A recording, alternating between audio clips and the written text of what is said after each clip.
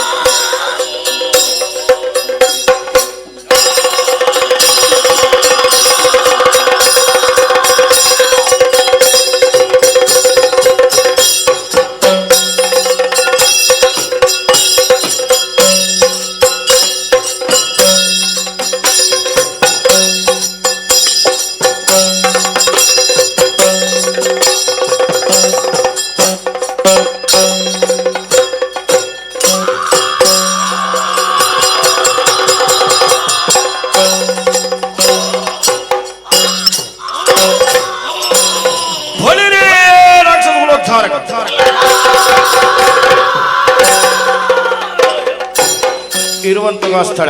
ಫಲಿತಾಪುರದ ಸಾರ್ವಭೌಮಕ್ಕ ಯಾರು ಎನ್ನುವ ಹಾಗೆ ಬಲ್ಲರಿ. ಶುಂಭನಿ ರಾಮೇಶ್ವರಿ ರಾಮೇಶ್ವರಿ ಓಲಗವಿದ್ದ ವಿಚಾರ ಆ ವಿಚಾರವಾಗಿ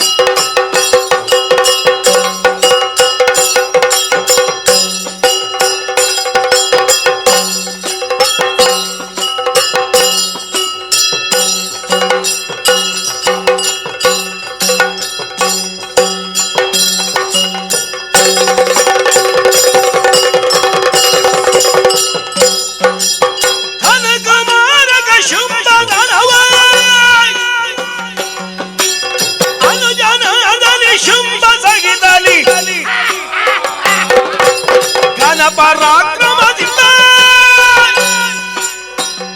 ಶೋಣಿತ ಜನಪದದಲ್ಲಿ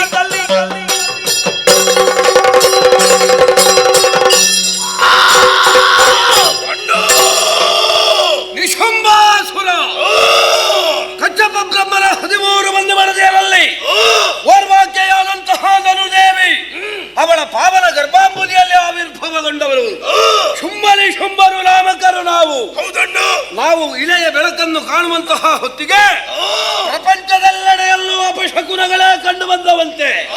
ಧೂಮಕೇತುಗಳು ಭೂಮಂಡಲಕ್ಕೆ ಅಪ್ಪಳಿಸಿದವಂತೆ. ಕಾಗೆಗಳ ಕೂಗಾಟ, ನರಿಗಳು ಉಳಿರುವುದಕ್ಕೆ ಪ್ರಾರಂಭಿಸಿದವಂತೆ. ಇದನ್ನು ಕಂಡಂತಹ ನಮ್ಮ ತಾಯಿ ಈ ಮಕ್ಕಳು ಲೋಕ ಕಂಟಕರಾಗುತ್ತಾರೆ, ಲೋಕ ಕಂಟಕರಾಗಬಾರದು, ಲೋಕ ರಕ್ಷಕರಾಗಬೇಕು ಎನ್ನುವುದನ್ನು ಬಗೆದು ನಮಗೆ ಬೇಕಾದಂತಹ ವಿದ್ಯೆಗಳನ್ನೆಲ್ಲ ಕಲಿಸಿದಳು. ವಿದ್ಯಾ ಪಾರಂಗತರಾದಂತಹ ನಾವು ಮಾಡಿದ ಸಾಧನೆಯ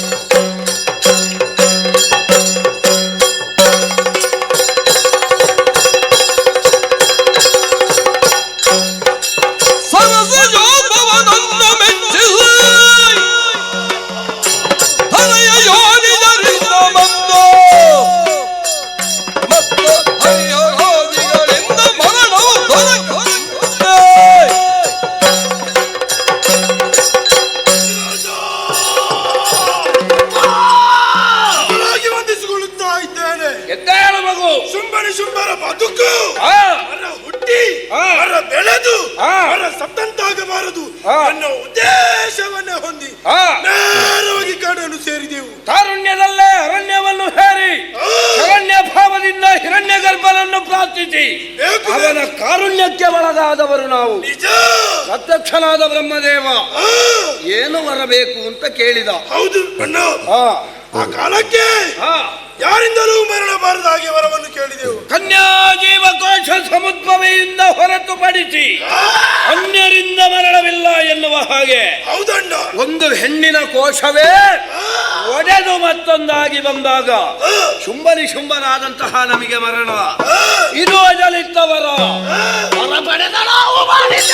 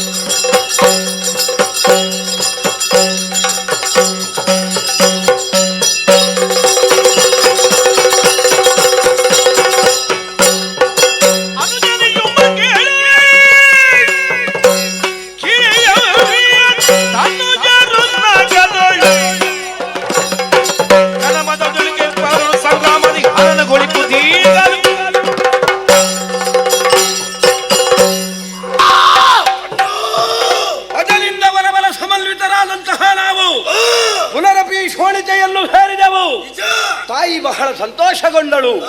ನಮ್ಮವರೆಲ್ಲ ನಮ್ಮನ್ನು ಒಪ್ಪಿದ್ರು. ಹೌದಣ್ಣ.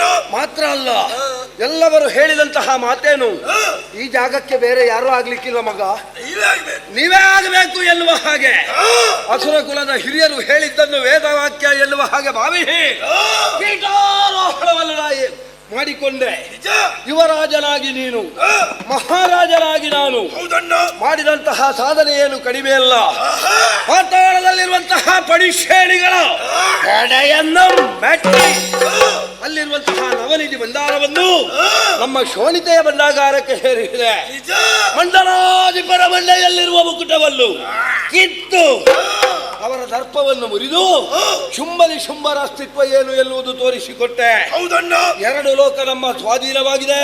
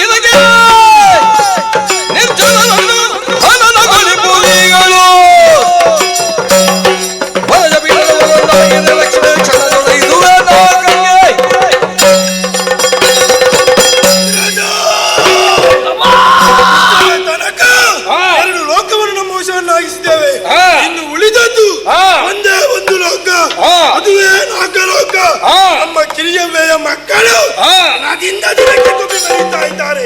ಇವರ ಅಹಂಕಾರವನ್ನು ಮುರಿಯಬೇಕು.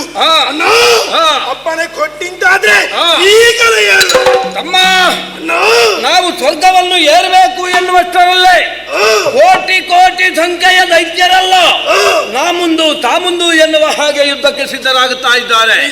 ಸೇನೆಯ ಮಹಾನಾಯಕನಾಗಿ ನೀನು, ಸೇನೆಯ ಮಹಾನಾಯಕನಾಗಿ ನಾನು, ಸೇನಾ ನಾಯಕನಾಗಿ ನೀನು, ಇಬ್ಬರ ಜೊತೆಯಾಗಿ ನಾಲ್ಕಲೋಕದೆಡೆಗೆ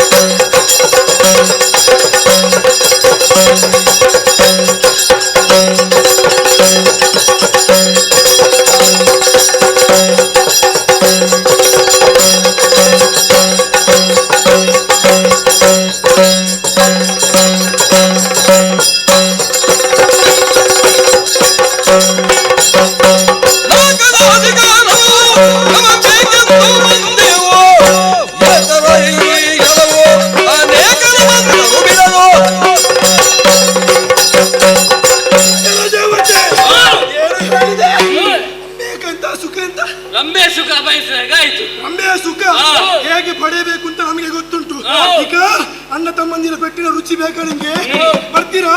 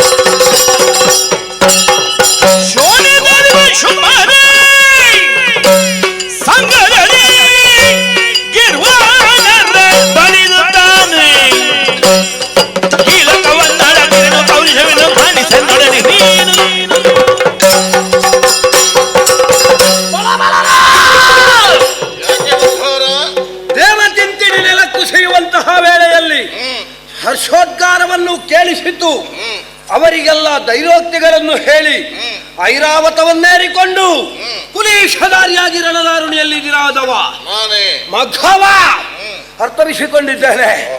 ಏನು ಎಲ್ಲಾ ರಾಕ್ಷಸರ ಹಾಗೆ ಅಂತ ಭಾವಿಸಿದ್ಯೋ?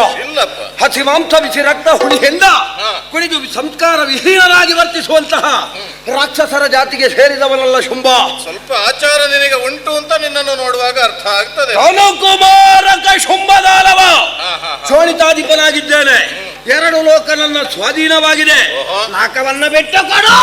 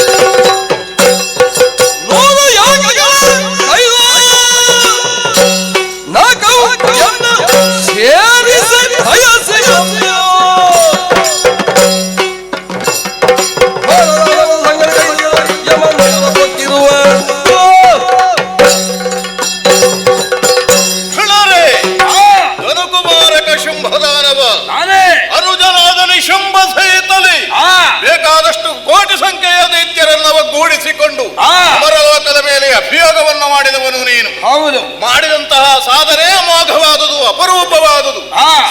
ಸಾಸಿರ ವರುಷಗಳ ತನಕ ತಪಸ್ಸನ್ನಾಚರಿಸಿದಂತಹ ಋಷಿ ಮುನಿಗಳಿಗೂ ಒಲಿಯದಂತಹ ಬೊಮ್ಮನನ್ನು ಒಲಿಸಿಕೊಂಡವನು ನೀನಂತೆ. ಆದರೆ ಪಡೆದಂತಹ ವರಗಳನ್ನು ಸದುಪಯೋಗಪಡಿಸಿಕೊಳ್ಳದೆ ದುರುಪಯೋಗಪಡಿಸಿಕೊಂಡೇ ಅಲ್ಲವೇನು? ಯಾವುದು ಭೂಭುಜರ ಕೈ ಕಟ್ಟಿ ಪಾತಾಳದಲ್ಲಿದ್ದಂತಹ ನಾಗಾದಿಗಳ ಹೆಡವೆಟ್ಟಿ ಅದು ನನ್ನ ನಂಬಾರಿಕೆ. ಅನಿಮಿಷರಾದಂತಹ ನಮ್ಮನ್ನು ಸದೆಬಡಿಯುವುದಕ್ಕೆ ಬಂದಿದ್ದೀಯಾ? ಬಂದಿದ್ದೇನೆ. ಏನು ಈ ರಂಗದಲ್ಲಿ ಸುರಪಾಲ ಇರುವುದಿಲ್ಲ ಅಂತ ಗ್ರಹಿಸಿದ್ಯೋ? ಅಲ್ಲ, ನಿನಗೆ ಮತ್ತೆ ಬರ್ತೇನೆ ನಾನು. ಇದು ಯಾವುದು ಹರಿವರ್ಷ ಕಂಡ ಈ ಯುದ್ಧ ಕ್ಷೇತ್ರಕ್ಕೆ ನಾನು ಬರುವುದಲ್ಲ, ನಿಮ್ಮಂತವರೆಲ್ಲ ಒಮ್ಮೊಮ್ಮೆ ಕರೆಸಿಕೊಳ್ತೀರಲ್ಲ. ನೀವು ಏನಂತ ಗ್ರಹಿಸಿದ್ರೆ ನೀವು? ನಮಗೆ ಬೇಕು ಅಂತ ಕರೆಸುವುದಲ್ಲ, ಮತ್ತೆ ನಮಗೆ ಹೊಡಿಲಿಕ್ಕೆ ಮನಸ್ಸಾಗುವುದು ದೇವೇಂದ್ರನನ್ನು ನೋಡುವಾಗ ಮಾತ್ರ. ಆದ್ರಿಂದ ನಿನ್ನನ್ನು ಭರಿಸುವುದು, ಮತ್ತೆ ಸುಮ್ಮನೆ ಅಲ್ಲ. ಹೊಡಿಲಿಕ್ಕೆ ಮನಸ್ಸಾಗುವುದಾ ಅಲ್ಲ ಪೆಟ್ಟು ತಿನ್ನುವುದಕ್ಕೆ ಮನಸ್ಸಾಗುವುದು? ಯಾವ ಪ್ರಸಂಗದಲ್ಲಿ ನೀನು ಹೊಡೆದಿದ್ದಿ? ಪ್ರಸಂಗ ಬೇಕಾದಷ್ಟು ಉಂಟು. ಜಂಬಾಸುರನನ್ನು ಕೊಂದ ಕಾರಣವಾಗಿ ನಾನು ಜಂಬಾರಿಯಾದವನು. ಹೌದು, ಎಲ್ಲ ಒಂದು ಎರಡು. ಪಾಕನೆನ್ನುವವನಿಗೆ ಶಾಸನವನ್ನು ಬೋಧಿಸಿದ ಕಾರಣವಾಗಿ ನಾನು ಪಾಕ ಶಾಸನ ಗೊತ್ತುಂಟು. 1 2 ಯಾಕೆ ಬೇಕಾದಷ್ಟು ಉಂಟು. ನಿನ್ನಿಂದ ಅವರಿವರಿಂದ ಪಡೆದಂತಹ ವರಬಲ ಸಂಪನ್ನರಾಗಿ ವರಬಲಾನ್ವಿತರಾಗಿ ಬಂದಂತಹ ದುರುಳರ ಜೊತೆಯಲ್ಲಿ ಸೋತಂತೆ ವ್ಯವಹರಿಸಿದ್ದೇವೆ ನಾವುಗಳೇ ವಿನಃ ಸೋತುದೇ ಅಲ್ಲ. ಸೋತುದು ಯಾರಿಗೆ ಬೇಕಾಗಿ? ಕೊಟ್ಟಂತಹ ವರದ ಬಲುಮೆಗೆ ನಾವು ಸೋತುದು. ದೇವೇಂದ್ರ, ಏನಪ್ಪ ಒಳ್ಳಿತಾಯಿತು. ಯಾಕೆ? ಯಾವುದು?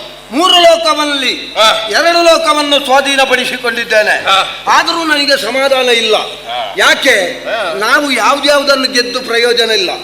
ನಾವು ಅಧಿಕಾರ ಹಿಡಿಬೇಕೋ ಕೇಂದ್ರದಲ್ಲಿ ಅಧಿಕಾರವನ್ನು ಹಿಡಿಬೇಕು ಎನ್ನುವ ಹಾಗೆ ಸಂಕಲ್ಪಿಸಿದ್ದೇನೆ.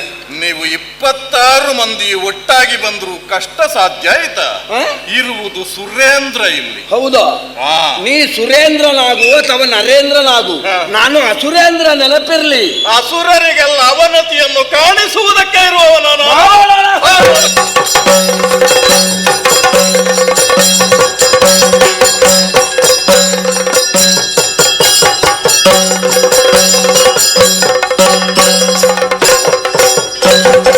ಚಾರು ಚತುರ್ದಶ ಜಗಕ್ಕೆ ಅಧಿಕಾರಿಯು ನಾನೆಂಬುದಕ್ಕೆ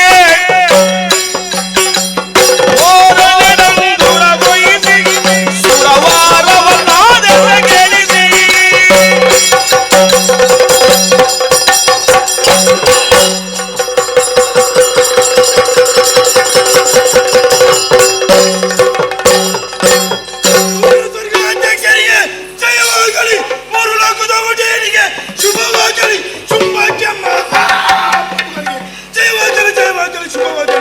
ಯಾರ ಸ್ವರವೂ ಕೇಳದಿದ್ರೆ ತೊಂದರೆ ಇಲ್ಲ. ಅಂತರಂಗದಲ್ಲಿ ಶುಂಭನ ಮೇಲೆ ಅಭಿಮಾನ ಉಂಟಲ್ಲ, ಅದೇ ನನ್ನ ಜೀವನಕ್ಕೆ ಸಾಕು ಎನ್ನುವ ಹಾಗೆ ಭಾವಿಸಿದ್ದೇನೆ. ದೇವತೆಗಳೆಲ್ಲ ಪಲಾಯನ ಸೂತ್ರವನ್ನು ಕೈಗೊಂಡಿದ್ದಾರೆ. ದಿವೌಕತರ ಸಭೆಯ ಮಧ್ಯದಲ್ಲಿ ಶೋಭಿಸ್ತಾ ಇದ್ದಂತಹ ದಿವಿಜೇಂದ್ರ ದೆಸೆಗೆಟ್ಟು ಓಡಿದ್ದಾನೆ. ದೇವಪೀಠ ಬರಿದಾಗಿದೆ, ಏರಿಕೊಂಡಿದ್ದೇನೆ, ಸಾಕಾಗುವುದಿಲ್ಲ. ನಕ್ಷತ್ರ ಮಂಡಲದಲ್ಲಿ ಅಧಿಕಾರ, ದೇವತೆಗಳ ಪಂಕ್ತಿಯಲ್ಲಿ ಹವಿರ್ಭೋಜನ, ಶುಂಭಲೇಕೋ ದೇವ. ಸಾರ್ವಕಾಲಿಕವಾದಂತಹ ಸತ್ಯವಾಗಬೇಕು. ನನ್ನನ್ನು ಯಾರು ವಿರೋಧಿಸ್ತಾರೋ ಅಂತವರನ್ನು ಚಿತ್ರಹಿಂಸೆ ಎನ್ನುವ ಹಾಗೆ ಕರ್ತಪ್ಪಣೆಯನ್ನು ಕೊಟ್ಟಿದ್ದೇನೆ. ಇನ್ನು ಮುಂದೆ ಅರ್ಪಣ ತರ್ಪಣ ಏನಿದ್ರು ಕುಂಭಾರ್ಪಣ, ಸೂರ್ಯ ಚಂದ್ರರ ನಿಯತಿಯನ್ನೇ ಬದಲಿಸ್ತೇನೆ. ಯಾಕೆ? ಶುಂಭ ಒಬ್ಬ ಅಧಿಕಾರಕ್ಕೆ ಬಂದಿದ್ದಾನೆ ಅಂತ ಪ್ರಪಂಚಕರಿಗೆ ಗೊತ್ತಾಗಬೇಕು. ಆದ್ರೆ ಸಾಕಾಗುವುದಿಲ್ಲ. ದೇವಪೀಠವನ್ನು ನಾವು ಏರಿದಂತಹ ಹೊತ್ತಿಗೆ ಇಬ್ಬರು ಹುಡುಗರು ಬಂದ್ರಲ್ಲ, ಕ್ರೋಧಾದೇವಿಯ ಮಕ್ಕಳಂತೆ, ಚಂಡಮುಂಡರಂತೆ. ಅಧಿಕಾರವನ್ನು ಕೊಡು ಅಂತ ಕೇಳಿದ್ರು. ಕಾಣಾಕಾರಿಯಾಗಿ ಹೊಯ್ದಾಯಿದೆವು. ಆ ಹೊತ್ತಿಗೆ ದೇವರ್ಷಿ ಬಂದ. ನಾರದ ಬಂದು ಹೇಳಿದ ಮಾತೇನು? ಮಕ್ಕಳೇ, ನೀವು ಯುದ್ಧ ಮಾಡಿಕೊಳ್ಳುವುದಲ್ಲ, ನಿನ್ನನ್ನು ಅನುಜರು ಎನ್ನುವ ಹಾಗೆ ಒಪ್ಪಿಕೋ ಅಪ್ಪಿಕೋ ಎನ್ನುವ ಹಾಗೆ. ಆದ್ದರಿಂದಲೇ ಒಪ್ಪಿಕೊಂಡು ಅರ್ಧಾಸನದಲ್ಲಿ ಕುಳ್ಳಿರಿಸಿ ಮಂತ್ರಿ ಪದವಿಯನ್ನಿಟ್ಟಿದ್ದೇನೆ. ಪ್ರಪಂಚದಲ್ಲಿ ನನ್ನ ಬಗ್ಗೆ ಯಾರು ಏನು ಹೇಳುತ್ತಾರೆ ಎನ್ನುವುದನ್ನು ತಿಳಿಯುವುದಕ್ಕೆ ಅವರನ್ನು ಕಳುಹಿಸಿಕೊಟ್ಟಾಗಿದೆ. ತಮ್ಮ, ನಾವು ಸ್ವರ್ಗದಲ್ಲೇ ನಿಲ್ಲುವುದಾ? ನನಗೆ ಊಟ ಮಾಡಬೇಕು ಅಂತ ಆದ್ರೆ ಮಜ್ಜಿಗೆ ಬೇಕು. ಸ್ವರ್ಗದಲ್ಲಿ ಹಾಲು ಹಾಳಾಗುವುದಿಲ್ಲ, ಹಾಲು ಆಗುವುದಿಲ್ಲ. ಮಜ್ಜಿಗೆ ಇಲ್ಲದ ಸ್ವರ್ಗ ಆದ್ರೂ ನನಗೆ ಬೇಡ. ನಾ ಶೋಣಿತಾಪುರವನ್ನು ಸೇರ್ತೇನೆ.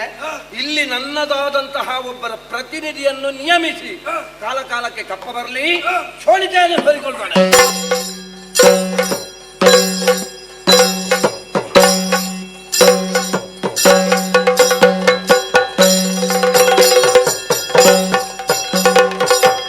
ದುರುಳ ಶುಂಭ ಸುರರನ್ನು ಸೋಲಿಸಿ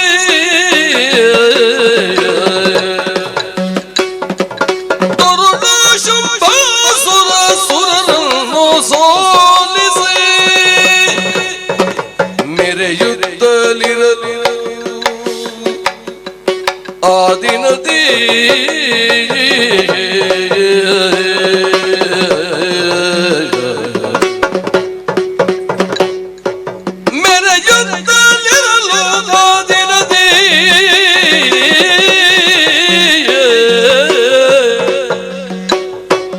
ಮರುಗುತ್ತ ಸುಮನಸ ನೆರವಿಯ ತೊಡಗೊಂಡು ತೊಳಲಿದ ಮನದಿ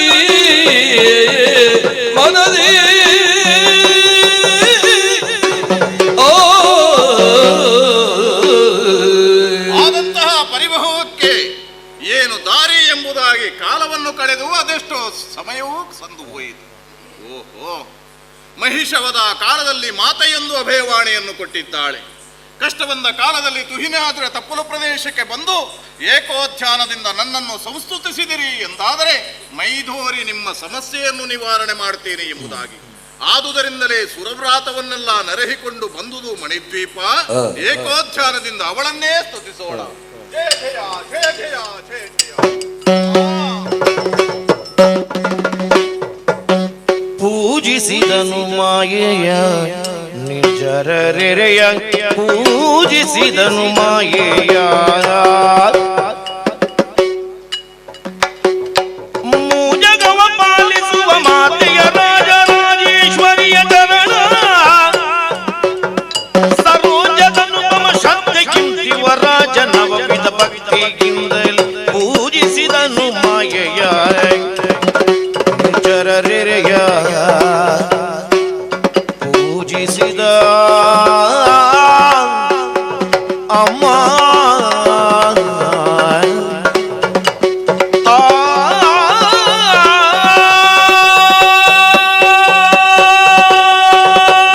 ಮೃತ್ಯುಂಜಯ ಮಹಾಮಾಯೆ ಮೂಲಬ್ರಹ್ಮ ಸ್ವರೂಪಿಣಿ ವಿಶ್ವಾರಾಧ್ಯ ವಿಶ್ವವಂದ್ಯೆ ನಾರಾಯಣಿ ನಮೋಸ್ತುತೆ. ಜಯ ಜಯ ಜಯ ಜಯ ಜಯ ಏಳಯ್ಯ ಸುರಪಾಲ ಕೋಳು ಕೊಟ್ಟುವುದೇಕೆ ಕೂಳ ಮಗಿಷರಿ ಸೋಲಿಸಿ ಮಾಕವ ಆಳುತ್ತಲಿರಲು ಕಾಲನಾಲಯಕ್ಕೆ ಅಡ್ಡಿದೆನು. ಏಳಯ್ಯ ಸುರಪಾ ಸುರಪಾ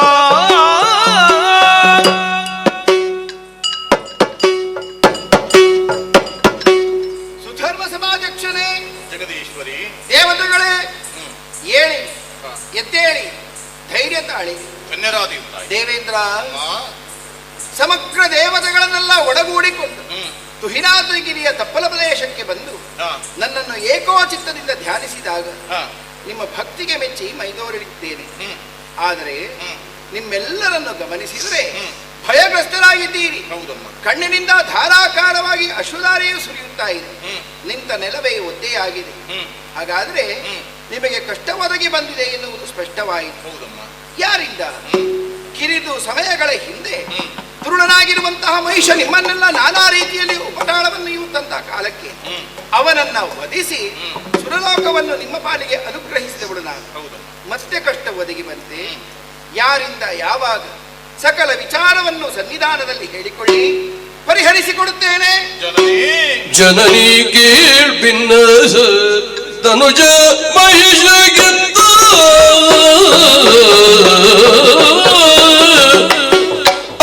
ತನುಜ ಮಹಿಷ ಗೆದ್ದ ಘನ ಪರಾಕ್ರಮಿ ಶುಂಭನು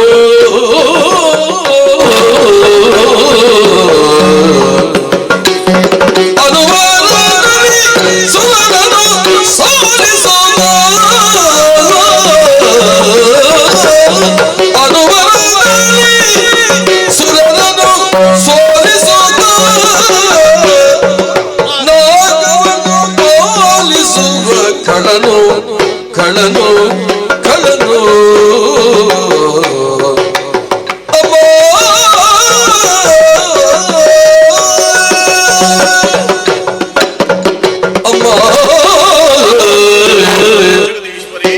ದೇವೇಂದ್ರ ತನ್ನ ಕಣ್ಣ ಕೊನೆಯ ಮೊನೆಯ ಅಂಚಿನ ನೋಟದಿಂದಲೇ ಪ್ರಪಂಚದಲ್ಲಿರುವಂತಹ ಸಕಲ ಜೀವರಾಶಿಗಳ ಚಲನ ವಲನಗಳನ್ನು ತಿಳಿಯುವುದಕ್ಕೆ ಸರ್ವಶಕ್ತಿಯಾದಂತಹ ಭಗವಂತ ನೀನು. ಅಂತಹ ನೀನು ನಮಗೆ ಬಂದ ಪರಿವಾರವನ್ನು ನಮ್ಮ ಬಾಯಲ್ಲೇ ಕೇಳುವಂತಹ ಆತುರವೇ, ಕಾತರವೇ, ಕುತೂಹಲವೇ ಅಮ್ಮ. ಅಮ್ಮ, ಬಂದಂತಹ ಬವಣೆಯ ಎಂತು ಒರೆಯಲು ಹೇಳು. ಒಂದು ಕಾಲದಲ್ಲಿ ಘನಪರಾಕ್ರಮೆ ಎಂದರಿಸಿಕೊಂಡವನು ದುರುಳನಾದಂತಹ ಮಹಿಷಾಸುರ. ಅವನ ಕಾಲವೇನೋ ಸಂದು ಹೋಯಿತು ತಾಯಿ. ತದನಂತರದಲ್ಲಿ ಧನುದೇವಿಗೆ ಈಗರು ಮಕ್ಕಳು ಹುಟ್ಟಿಕೊಂಡಿದ್ದಾರೆ, ಶುಂಭ ಮತ್ತು ನಿಶುಂಭರೆನ್ನುವರು. ಘೋರವಾದಂತಹ ಗುಂಡಾರಣ್ಯವನ್ನು ಸೇರಿ ಅಜರನ್ನು ಭಕ್ತಿ ಪುರಸ್ಸರವಾಗಿ ಮೆಚ್ಚಿಸಿಕೊಂಡು ಬೇಕಾದಂತಹ ವರವಲ ಸಂಪನ್ನತೆಯನ್ನು ಬುದ್ಧಿಯನ್ನು ಹೊಂದಿದವರು ತಾಯಿ. ವರಗಳನ್ನು ಸದುಪಯೋಗ ಪಡಿಸಿಕೊಳ್ಳುವುದರ ಬದಲಾಗಿ ದುರುಪಯೋಗ ಪಡಿಸಿಕೊಂಡರು ತಾಯಿ. ಭೂಲೋಕದಲ್ಲಿದ್ದ ಭೂಪೂಜರ ಕೈಗಟ್ಟಿದರು, ಪಾತಾಳದಲ್ಲಿದ್ದ ರಾಜಾದಿಗಳ ಹೆಡಬಿಟ್ಟಿದರು, ಅನಿಮಿಷರಾದಂತಹ ನಮ್ಮನ್ನೆಲ್ಲ ಸಮರದಲ್ಲಿ ಹಿಂದಕ್ಕಟ್ಟಿದರು ತಾಯಿ. ಈ 7 ಲೋಕದಲ್ಲೂ ಮಾಡಬಾರದಂತಹ ಅನ್ಯಾಯ ಅಕ್ರಮಗಳನ್ನೇ ಎಸಗುತ್ತಾ ಇದ್ದಾರೆ. ಸ್ತ್ರೀ ಹತ್ಯೆ, ಭ್ರೂಣ ಹತ್ಯೆ, ಗರ್ಭಹತ್ಯೆ, ಬ್ರಹ್ಮಹತ್ಯೆ, ಸರ್ಪಹತ್ಯೆ, ಗೋಹತ್ಯೆ ಮೊದಲಾದಂತಹ ಪಂಚಮಹಾಪಾತಕಿಯಾಗಿದ್ದಾರೆ ಅವರುಗಳು. ಸೂರ್ಯ ಚಂದ್ರಾದಿಗಳ ಸಂಚಾರಕ್ಕೆ ತಡೆಯನ್ನೊಡ್ಡಿದ್ದಾರೆ ಅಮ್ಮ.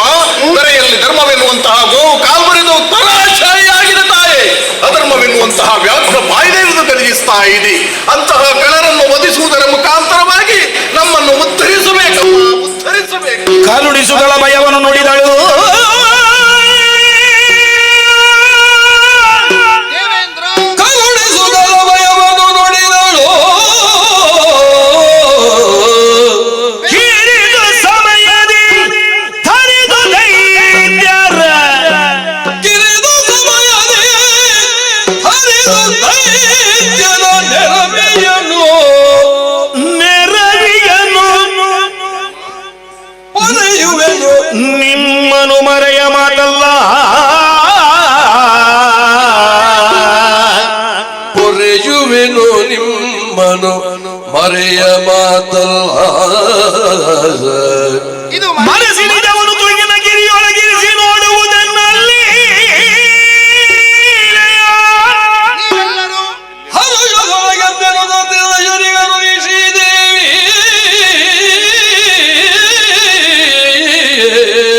ಮರೆಸಿ ನಿಜವನ್ನು ತುಗಿನ ಗಿರಿಯೊಳಗಿರಿಸಿ ನೋಡುವುದೆನ್ನ ಲೀಲೆಯ ಶ್ರೀದೇವಿ ಮಹಾತ್ಮೆ ಲೀಲೆಯ.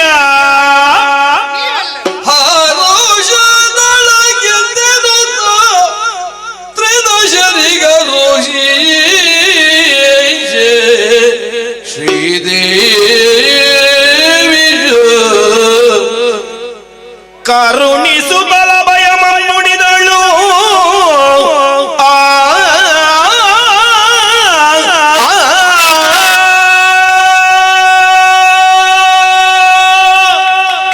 ದೇವೇಂದ್ರ ವರಬಲದಿಂದ ಮದೋನ್ಮತ್ತರಾದಂತಹ ಶುಂಭ ನಿಶುಂಭರ ದಾಳಿ ನಾಕಕ್ಕಾಗಿದೆ. ಹೌದಮ್ಮ. ಅವರ ಉಪಟಳ ಲೋಕಕ್ಕಾಗಿದೆ. ಭಯಪಡದಿ ಕಿರಿದು ಸಮಯದೊಳಗೆ ಶುಂಭ ನಿಶುಂಭರ ಸಹಿತ ಅವರ ಅಸುರ ಪರಿವಾರದವರನ್ನ ಕೊಂದುಕೊಡುತ್ತೇನೆ, ನಿಶ್ಚಿಂತರಾಗಿ. ಅಮ್ಮ, ನಿನ್ನ ಮಾತಿಗೆ ಎದುರಾಡುತ್ತೇವೆ ಅಂತ ಹೇಳಿ ಅಲ್ಲ. ಭೂಲೋಕದಲ್ಲಿರುವಂತಹ ಮಾನವರ 1 ವರುಷ ನಮಗೊಂದು ದಿವಸ. ನಮ್ಮ ಅದೆಷ್ಟೋ ಸಾವಿರ ವರ್ಷಗಳು ಸೃಷ್ಟಿಕರ್ತನಾದಂತಹ ವಿಧಾತನಿಗೆ 1 ದಿವಸವು ತಾಯಿ. ಸೃಷ್ಟಿಕರ್ತನ ತಾಯಿಯೇ ಎಂದೆನಿಸಿಕೊಂಡಂತಹ ನೀನು ಕಿರಿದ ದಿವಸ ಅಂತ ಹೇಳಿದರೆ ಎಷ್ಟು ಕಾಲ ಹಿಡಿಯುತ್ತದೋ ಹೇಳುವುದಕ್ಕಾಗುವುದಿಲ್ಲ. ಆ ಶುಂಭರಾದರೂ ತನ್ನ ಅನುಚರರಾದಂತಹ ಚಂಡಮುಂಡರಿಗೆ ಆಣತಿಯನ್ನು ಮಾಡಿದ್ದಾನೆ. ದೇವಾದಿ ದೇವತೆಗಳನ್ನು ಕಂಡಲ್ಲಿ ಹಿಂಸಿಸಿ ಎಂಬುದಾಗಿ. ಅಲ್ಲಿಯ ತನಕ ನಾವೆಲ್ಲಿರ್ಬೇಕಮ್ಮ, ಹೇಗಿರ್ಬೇಕು ತಾಯೇ? ಯೋಚಿಸಬೇಡ. ಶುಂಭ ನಿಶುಂಭರು ಅಳಿಯುವವರೆಗೆ ನೀವು ಮತ್ತೆ ಸುರಲೋಕವನ್ನು ಸೇರುವಂತಿಲ್ಲ, ತಿಳಿದಿದ್ದೇನೆ. ಅದಕ್ಕಾಗಿ ಮರೆಸಿ ನಿಮ್ಮ ನಿಜವನ್ನು ಈ ತುಹಿನಾದ್ರಿಯ ತಪ್ಪಲ ಪ್ರದೇಶದಲ್ಲಿ ಹಾಯಾಗಿ ವಿಹರಿಸಿಕೊಂಡಿರಿ.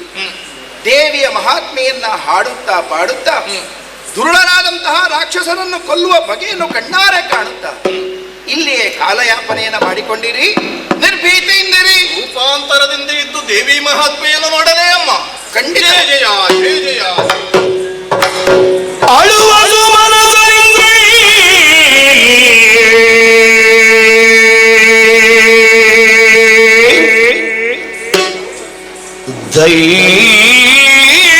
ಧೈರ್ಯವ ತಿಳುಗಿ ಬಳಿಕ ಶಕ್ತಿ ರೂಪಿಣಿ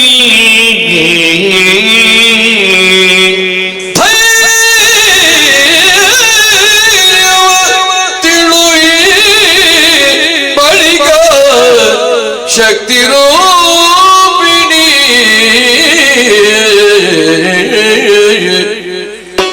ಕಳರ ಬಳಿಗೈ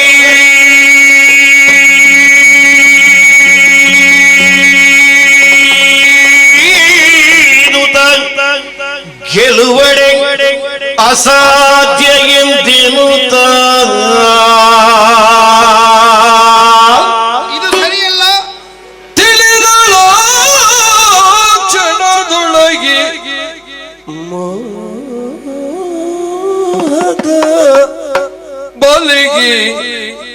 ಸಿಲುಕಿದೆ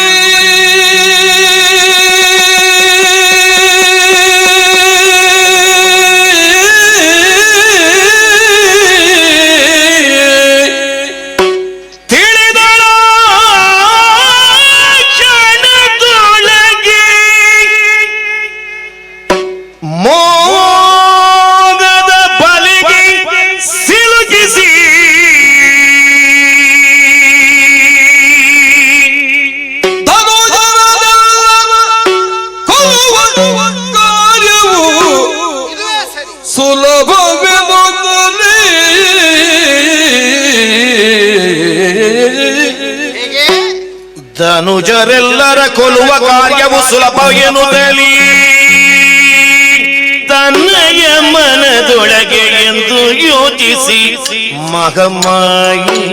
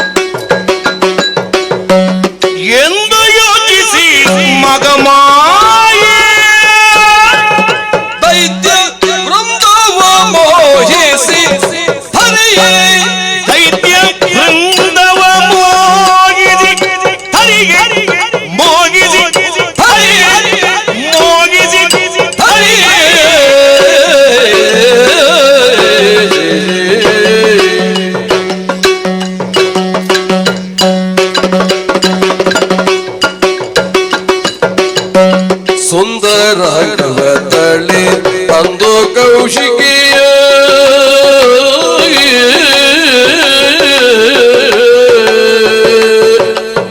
ಸುಂದರ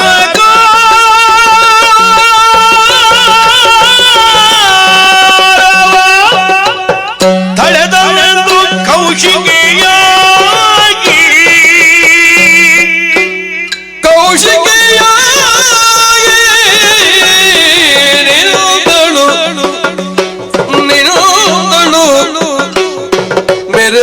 ಕದಂಬ ವನತೋಳಂದು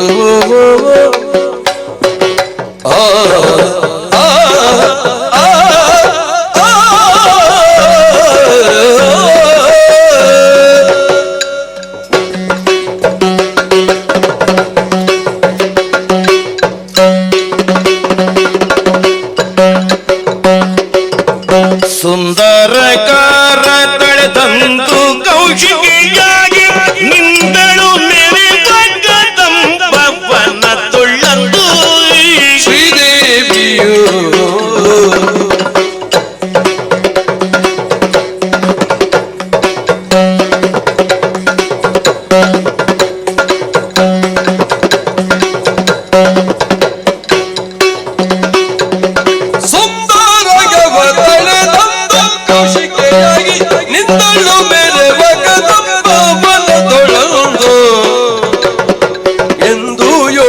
ಮಹಾಮಾಯೆ ಕಳವೃಂದವ ಮೋಹಿಸಿದರಿ ದೈತ್ಯ ವೃಂದವ ಮೋಹಿಸಿ ತರಿಯ ತರಿಯೇ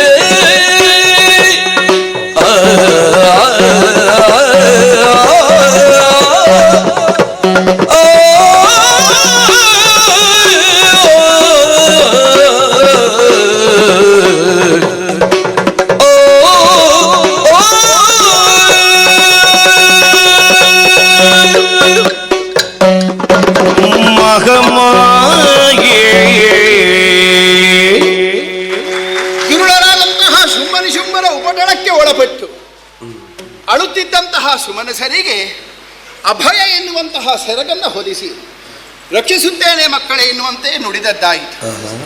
ನುಡಿದಂತೆ ನಡೆದುಕೊಳ್ಳಬೇಕೋ ಬೇಡ? ಹಾಗಾಗಿ ಬಹಳಷ್ಟು ಆಲೋಚಿಸಿದೆ. ಯಾಕೆ ಸಂಕಲ್ಪ ಮಾತ್ರದಿಂದ ದುರುಳರನ್ನ ಕೊಲ್ಲುವಂತಹ ಸಮರ್ಥೆ ನಾನು ಇಟ್ಟಿದ್ದರೂ ಕೂಡ ಅದು ಈ ಕಾಲಕ್ಕೆ ಸಮಂಜಸವಲ್ಲ ಎನ್ನುವ ಹಾಗೆ ತಿಳಿದು, ಬೆಂಕಿಯಿಂದ ಆಕರ್ಷಿಸಲ್ಪಟ್ಟಂತಹ ಪತಂಗವೊಂದು ಹೇಗೆ ಬೆಂಕಿಯಲ್ಲೇ ಬಿದ್ದು ನಶಿಸಿ ಹೋಗುವುದು, ಹಾಗೆಯೇ ವನದ ಆಂತರ್ಯದಲ್ಲಿರುವಂತಹ ನನ್ನನ್ನು ಕಂಡು ದುರುಳರು ಒಬ್ಬೊಬ್ಬರಾಗಿ ಆಕರ್ಷಿತರಾಗಿ ಇಲ್ಲಿಗೆ ಬರಬೇಕು. ಹಾಗೆ ಬಂದಂತಹ ರಾಕ್ಷಸರನ್ನು ಸಂದರ್ಭೋಚಿತವಾಗಿ ವಧಿಸಬೇಕೆನ್ನುವ ಹಾಗೆ ತೀರ್ಮಾನಿಸಿದ್ದೇನೆ. ಹೇಗದು? ಏನು ಮಾಡೋಣ? ಸುತ್ತಲೂ ನೋಡಿದರೆ ಕಗ್ಗತ್ತಲು ತುಂಬಿದೆ. ಭೂಮಿಗೆ ಸೂರ್ಯನ ಒಂದು ರಶ್ಮಿಯೂ ಕೂಡ ತಾಗುವುದಿಲ್ಲ. ಅಂತಹ ಕತ್ತಲೆ ತುಂಬಿದ ಈ ವನಾಂತರ್ಯದಲ್ಲಿ ನನ್ನಂತಹ ಹೆಣ್ಣೊಬ್ಬಳು ಇದ್ದಾಳೆ ಎನ್ನುವ ವಿಚಾರವರ ಗಮನಕ್ಕೆ ಬರಬೇಕೋ ಬೇಡ? ಅದಕ್ಕಾಗಿ ಬಹಳಷ್ಟು ಆಲೋಚಿಸಿ ಒಂದು ನಿರ್ಧಾರವನ್ನು ಮಾಡಿದ್ದೇನೆ. ನಾನು ರೂಪಾಂತರಗೊಂಡಿದ್ದೇನೆ. ಭವ್ಯವೂ ದಿವ್ಯವೂ ಆಗಿರುವಂತಹ ನನ್ನ ದೇಹವನ್ನು ಮರೆಮಾಚಿ ಸುಂದರ ಆಕೃತಿಯೊಂದನ್ನು ಧರಿಸಿ ಕೌಶಿಕೆಯಾಗಿ ಈ ವನದಲ್ಲಿ ನೆಲೆಸಬೇಕೆನ್ನುವಂತಹ ತೀರ್ಮಾನವನ್ನು ಮಾಡಿದ್ದೆ. ಆದರೆ ನನ್ನ ಇರವು ಅವರ ಗಮನಕ್ಕೆ ಬರಬೇಕಾದರೆ ಸೂಕ್ತವಾದಂತಹ ವ್ಯವಸ್ಥೆ ಆಗಬೇಕು ಬೇಡ? ಅದಕ್ಕೆ ಕನಕ ದಿನಕರ ಕೋಟಿ, ಹೇಗೆ ದಿನಕರ ಕೋಟಿ ತೇಜದಲ್ಲಿ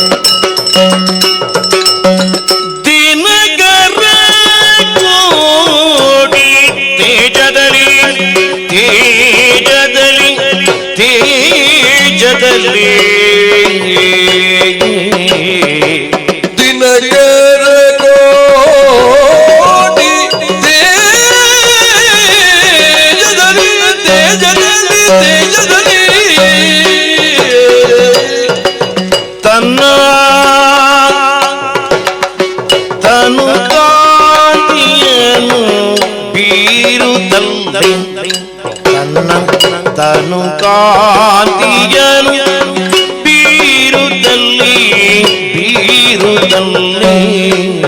ತೇಜದಲ್ಲಿ ತನ್ನ ತನು ಕಾಂತಿಯನು ಬೀರುದಲ್ಲಿ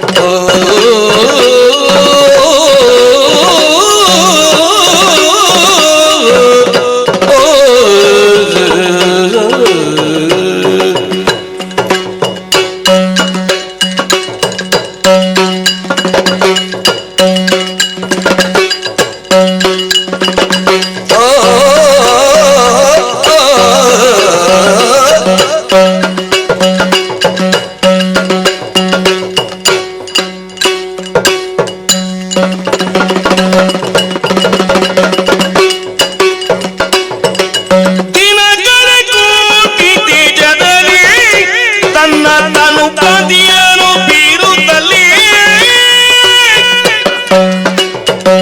ಮನವ ಮೋಹಿಸುವ ಗಾಯನವ ಪಾಡುತ್ತಲೇ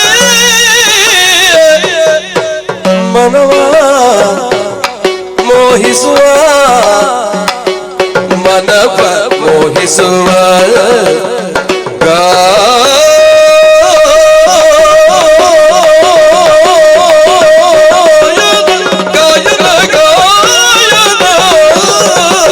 ಗಾಯನ ಪಾಡುತ್ತಲೀ ಮನವ ಮೋಹಿಸುವ ಗಾಯನ ಪಾಡುತ್ತಲೀ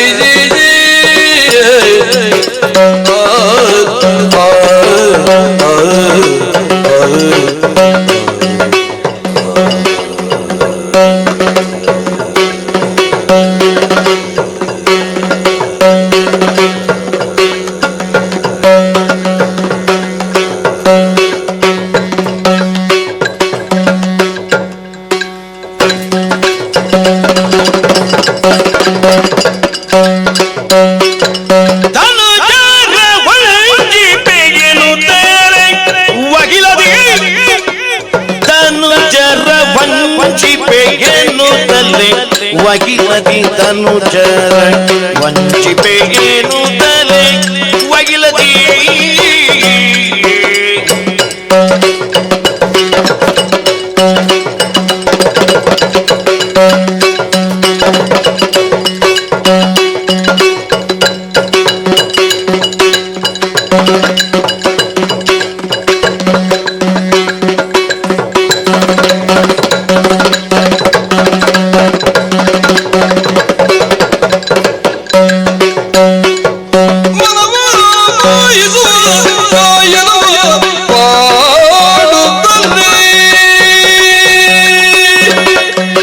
ತನುಜರ